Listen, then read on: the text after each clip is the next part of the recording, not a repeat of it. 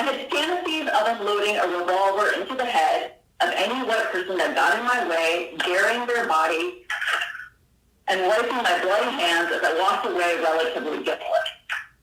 With a bouncing my step, like I did the world a favor. White people are out of their minds, and they had been for a long time.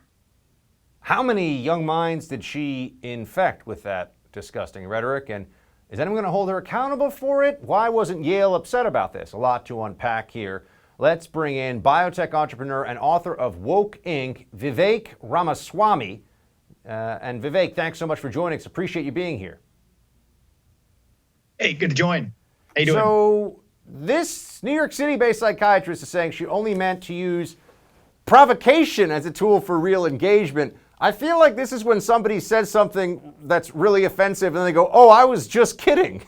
No, you weren't. Yeah, well, look, I think that she is a psychiatrist or psychologist. She sounds more like a psychiatric patient than somebody who's in a position to actually treat patients. But let's put her to one side. This is emblematic of the new woke movement, right? This is not just some crazy. This is somebody who's actually channeling the violent intentions of a new movement that justify, even at the limit, violence if it's advancing the right so-called progressive end.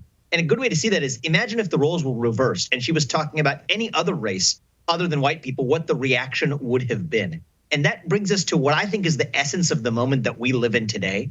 It is a moment of woke supremacy. And I personally think that at this moment in our history, woke supremacy actually represents a bigger threat to the United States than white supremacy, not because one is better or worse than the other. Both are bad.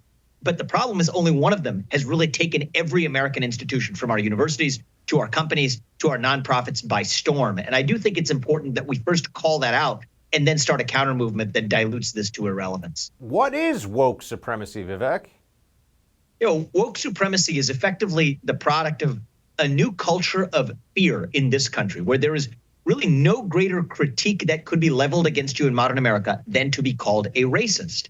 And against the backdrop of being called a racist or bending the knee to this new religion, everyday Americans are choosing to bend the knee. And that has created a new culture of fear that has completely replaced our culture of free speech, fear of losing your job, fear of getting a bad grade in school, fear of becoming a pariah in your own community, such that we have sacrificed true diversity of thought in the name of diversity.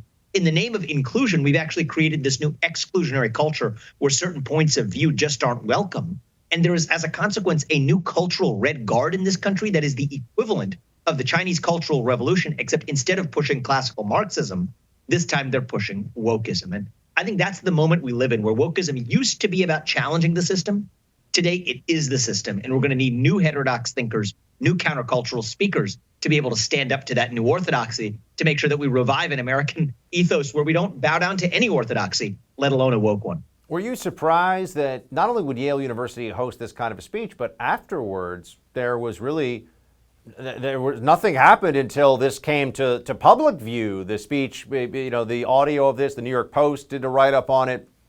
And if anyone had said what this psychiatrist had said about another race, another gender, I even said if you claim this about, cats, that you were going to go out and execute cats because you hate them so much, there'd be an outcry. People would say that's vicious, that's crazy, that's insane.